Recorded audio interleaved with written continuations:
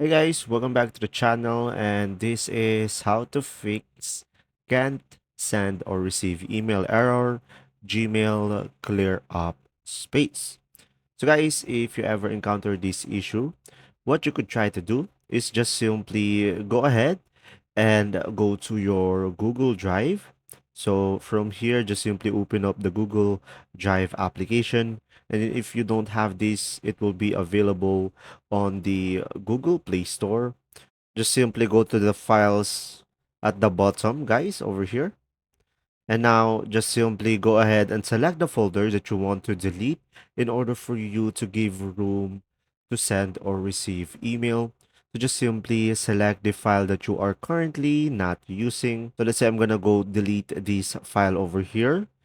Just simply select the three dots. And after that, just simply go ahead and select remove and tap on move to bin. And just simply select the three dots again and remove other folders and move to bin. Now just simply select the three lines on the top left corner of the screen and go for the bin.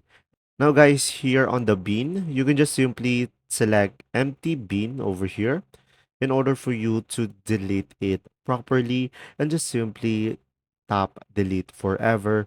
And from there guys, you should have more space into your drive and you should be able to fix the issue. And there you go, see ya.